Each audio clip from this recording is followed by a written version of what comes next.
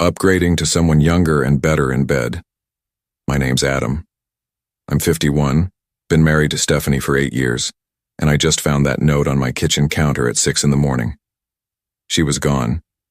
Bed hadn't been slept in. House felt different, emptier somehow, like she'd taken more than just her clothes.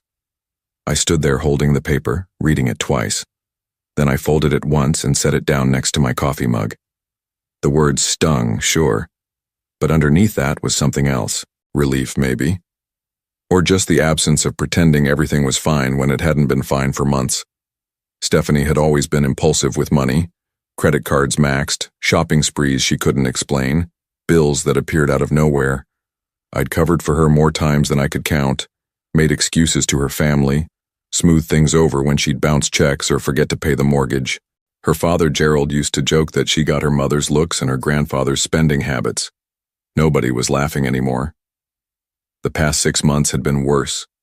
She'd grown distant, secretive about her phone, coming home late from work without explanation. When I'd ask where she'd been, she'd snap at me like I was interrogating her instead of just wondering why dinner was getting cold. We'd stop talking about anything that mattered, stop talking much at all. I walked to the window and looked out at the driveway. Her car was gone, of course, so was the jewelry box from our bedroom dresser, and the emergency cash I kept in the desk drawer. She'd been thorough. I had to give her that. My phone buzzed. Text message from her father. "Everything okay with you two?" Stephanie called last night, sounded upset. I stared at the message for a long time before typing back, "We'll figure it out." But standing there in my empty kitchen, I had the strangest feeling that things were about to get much worse before they got better. Stephanie had always been reckless when she was angry, and if she thought she could hurt me by spending money, she was about to find out just how much damage she could do. I poured myself another cup of coffee and sat down at the table. The note was still there, accusing me with every word. But something about it felt off. Not just cruel. Calculated. Like she'd been planning this moment for longer than I'd realized. The house was too quiet. I could hear the refrigerator humming, the clock ticking on the wall, my own breathing. Everything normal, except nothing would ever be normal again. Gerald Brixton had built Zentron Global from nothing, started with a single manufacturing plant in Birmingham, Alabama, making industrial equipment, and turned it into a multi-million-dollar operation with contracts across the Southeast. He was the kind of man who remembered every employee's name, worked weekends alongside his crew, and never asked anyone to do something he wouldn't do himself. When I married his daughter, he pulled me aside at the reception. "Adam," he said, "I like that you work with your hands. Stephanie needs someone steady." I'd been managing construction crews for 15 years by then, knew how to handle budgets and schedules and men who didn't like taking orders. Gerald and I understood each other. We both believed in earning what you had. Stephanie was different. Beautiful, charming, but she'd grown up with money and never learned the weight of it. Her mother had died when she was 12, and Gerald had tried to make up for that loss by giving her everything she wanted. College, cars, credit cards with no limits. It was love, but it was also a mistake. 3 years ago, Gerald had asked me to meet him at his office. "I need a favor," he said, closing the door. "I want to set up a joint account with you, for business purchases, equipment investments, that sort of thing." I'd been confused. "Why not use your regular business accounts?" He'd looked uncomfortable. "Because Stephanie has access to those. As my daughter, she's listed as a beneficiary on everything. And lately..." He'd trailed off, then started again. "She's been asking a lot of questions about my finances, wanting to know about retirement plans, inheritance, liquid assets. Makes me nervous. You don't trust her." "I don't trust her judgment when it comes to money, never have. But you understand business, Adam. You know how to be responsible with large sums." We'd kept the arrangement quiet. The account was substantial. Nearly $200,000 that Gerald used for major equipment purchases and expansion planning. Only he and I had access. Even the bank paperwork listed it as a business partnership account between Gerald Brixton and Adam Wesley. "Don't mention this to Stephanie," he'd said that day. "She'd feel hurt, thinking I don't trust her." But money changes people, Adam.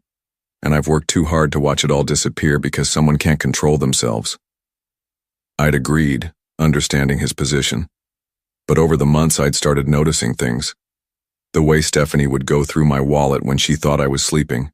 How she'd ask casual questions about Gerald's business, about my work, about accounts and investments. Little probes disguised as conversation. Now, standing in my empty kitchen, those conversations felt different, less innocent, more like reconnaissance. My phone started buzzing at 9 that morning. First call was from True Spire Bank, automated fraud alert. Someone had attempted to withdraw $5,000 from an account ending in 7392. I hung up, confused. That wasn't one of my account numbers. Second call came 10 minutes later. Different bank. Unauthorized transaction on account ending in 8847. Again, not mine. Third call was from a credit card company. Someone had maxed out a card I'd never applied for, spending $12,000 in 2 hours at luxury stores in downtown Birmingham. When I told them I hadn't made those purchases, the representative asked for my social security number to verify my identity. "Sir," she said after a pause, "this card was opened 3 months ago with your information, but the authorized user is listed as Stephanie Wesley. Did you add her to the account?" "No," I said. "I've never seen that card in my life." "I see. Well, someone's been very busy this morning. Nordstrom, Coach, Apple Store, jewelry store on Highland Avenue. All transactions within the past 4 hours." I hung up and sat down hard in my kitchen chair. Stephanie hadn't just left me. She was systematically destroying what she thought were my finances. Every account she knew about, every credit line she could access, every dollar she could get her hands on. My phone rang again. This time it was Gerald. "Adam," he said, and his voice was different, strained. "I need you to explain something to me. I just got off the phone with my bank. They're telling me someone's been making unauthorized withdrawals from our joint account. Large ones." I felt something cold settle in my stomach. "What kind of withdrawals?" $50,000 this morning, another $30,000 20 minutes ago. The bank flagged it because the transactions were made at different branches, and they're all cash withdrawals. His voice got quieter. "Adam, the bank says the withdrawals were made by someone with access to the account information.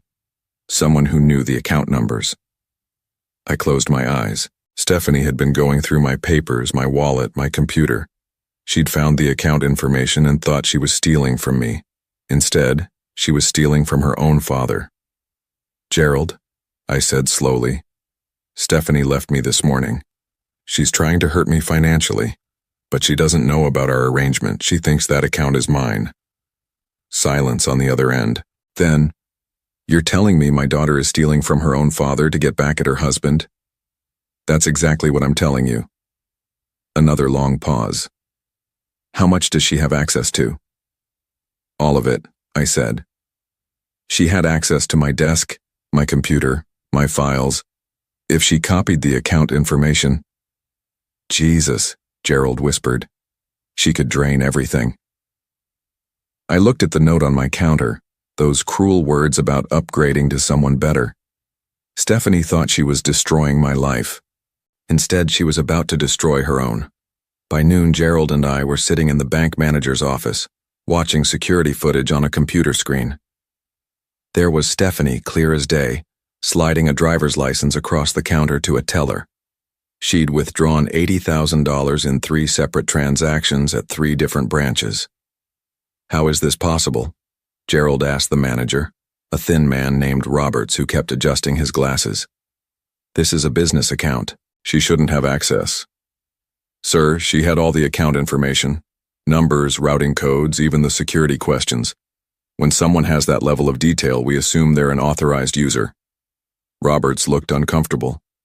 "Plus, she's your daughter." The teller recognized the last name. Gerald's face was stone. "She's not authorized on this account. Only Mr. Wesley and myself." "We understand that now, sir. We've frozen the account immediately. But I'm afraid there's only about $40,000 left of the original balance. $160,000. Gone in one morning." Gerald turned to me. Where else could she have gotten account information? I thought about the past few months. She's been in my office at home, goes through my desk when she thinks I'm not looking. The account statements come to the house. Have you confronted her about the theft? I can't find her. Her phone goes straight to voicemail. She's not at work. I called and they said she took personal time off. Roberts cleared his throat. Gentlemen, I should mention that we're required to report this to the authorities. This amount constitutes grand theft, and since it's from a business account, there may be additional charges. Gerald was quiet for a long time. Then he said, "Do what you have to do." We walked out of the bank into the afternoon heat. Gerald stopped next to his truck and looked at me with an expression I'd never seen before. Hurt, but also something harder. "Adam, I need you to understand something. That money wasn't just sitting there. I was planning to use it for equipment purchases next month. New machinery that would have created 12 jobs. Now I have to figure out how to cover payroll while we sort this mess out." The weight of that hit me. This wasn't just about Gerald losing money.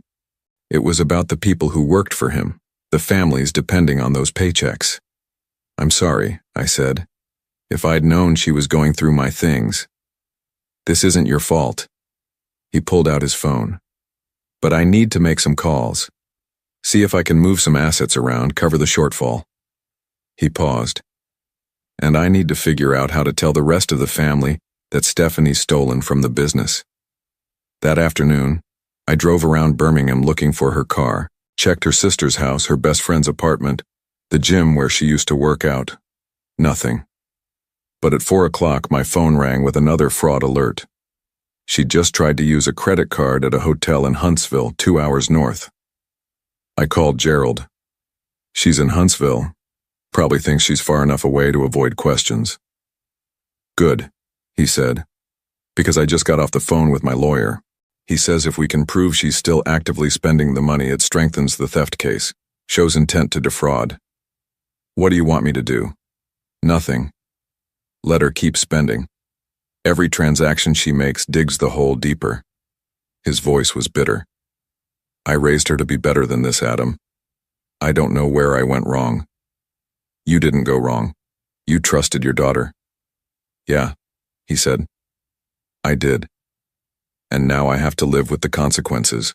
That evening, Gerald called an emergency family meeting at his house. His sister Janet, his brother-in-law Marcus, and Stephanie's younger brother Tyler all showed up confused and worried.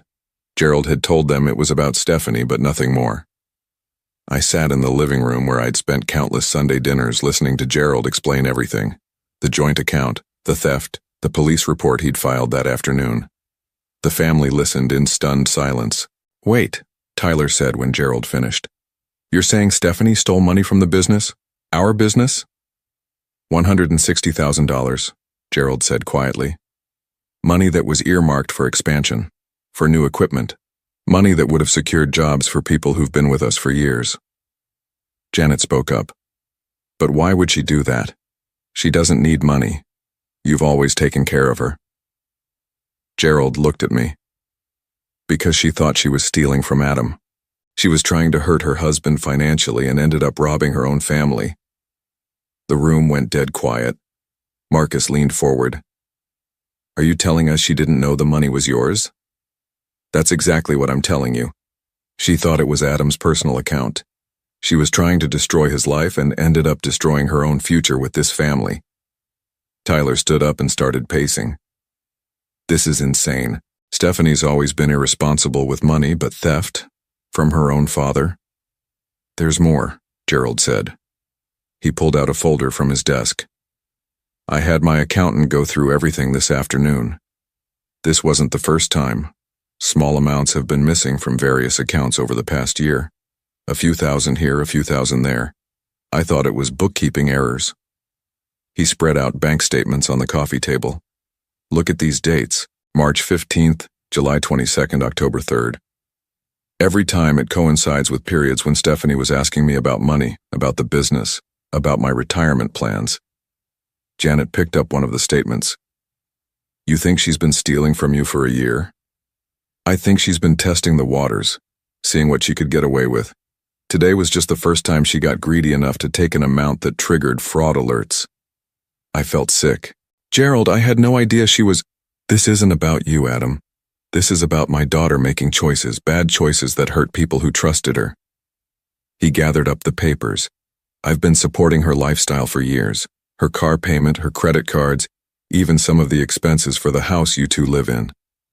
All of that stops now. Marcus asked the question everyone was thinking. What happens next? The police will arrest her when they find her. The district attorney will decide whether to prosecute, and I'll have to figure out how to rebuild the trust she's destroyed. Gerald's voice was steady, but I could see the pain in his eyes. She's my daughter, and I love her, but she's also a thief who stole from her own family. Tyler sat back down, looking stunned.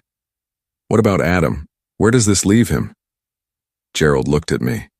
Adam's done nothing wrong. If anything, he's a victim here too. She left him, tried to destroy him financially, and used information she got from his private papers to commit a felony. He paused.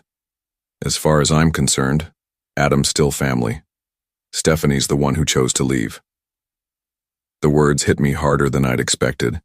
After 8 years of marriage, I was about to lose a wife but keep a father-in-law.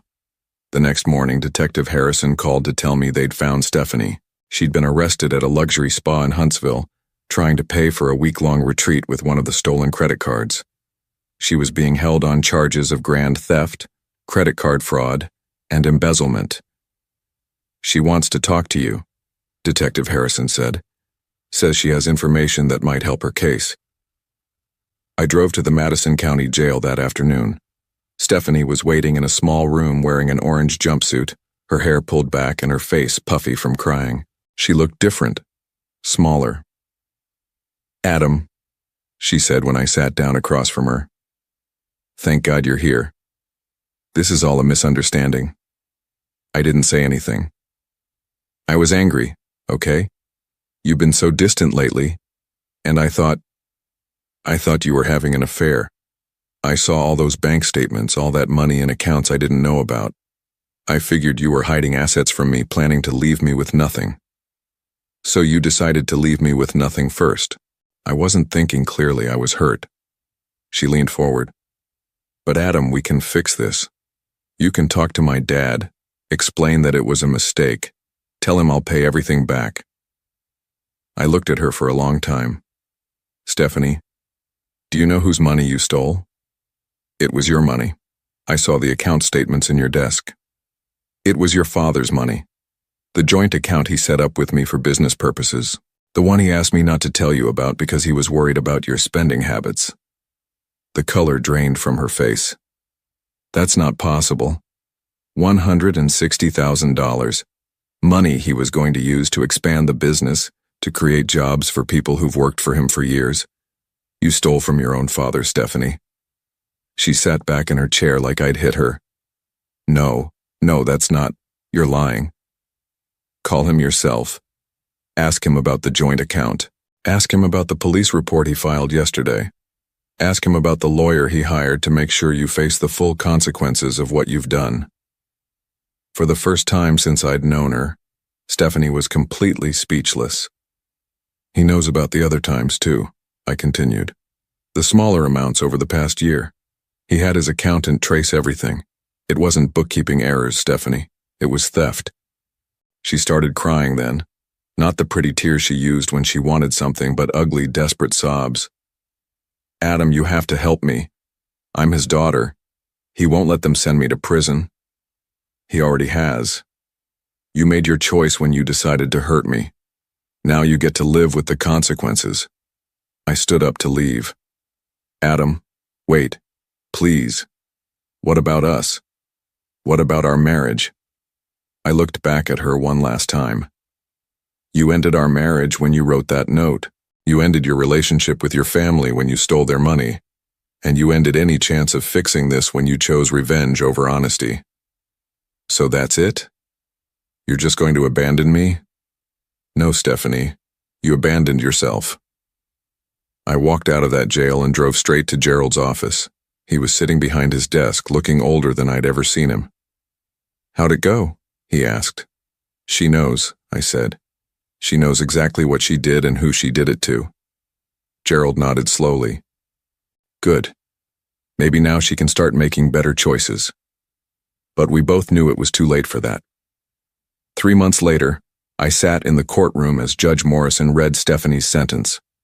5 years in state prison for grand theft, with the possibility of parole after 3 years. Additional restitution of $160,000, plus court costs and penalties. Stephanie stood next to her public defender, no longer the confident woman who'd left that cruel note on my kitchen counter. She'd aged in those 3 months of jail time waiting for trial. Her hair was thin, her face gaunt, her expensive clothes replaced by an ill-fitting suit her brother had brought her.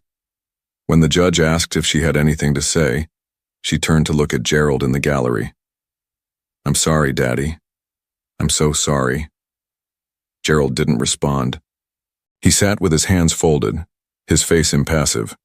He'd attended every hearing not to support her but to ensure justice was served. The prosecutor had painted a clear picture during the trial. Stephanie had systematically stolen from her family for over a year, culminating in the massive theft that devastated the business's expansion plans. The 12 jobs Gerald had planned to create were postponed indefinitely. 2 longtime employees had to be laid off because of the financial shortfall. Tyler testified about the family trust that had been revoked, removing Stephanie from any inheritance. Janet spoke about the shame Stephanie had brought to the family name. Gerald himself took the stand to explain how his daughter's betrayal had forced him to mortgage his own home to keep the business solvent. But the most damaging testimony came from the bank records. Every transaction, every withdrawal, every fraudulent charge was documented with timestamps and security footage. The evidence was overwhelming. As the bailiff led Stephanie away in handcuffs, she looked back one more time. Not at her family, not at me, but at the courtroom door she'd never walk through as a free woman for years to come. The gavel fell with a sharp crack that echoed through the silent room. Outside the courthouse, Gerald and I stood in the afternoon sun. The family had already left, unable to watch their daughter and sister taken away in chains. But Gerald had waited. It's finished, he said quietly. How are you holding up? Better than I expected. He looked older but somehow steadier. I keep thinking about the people at the plant. Good people who work hard, who depend on steady paychecks. She put all of that at risk for what? To hurt you because she was angry? We walked to our trucks in silence. Gerald stopped at his door and turned back to me. Adam, I want you to know something. What she did doesn't change how I feel about you. You're still family as far as I'm concerned. More family than she's been lately.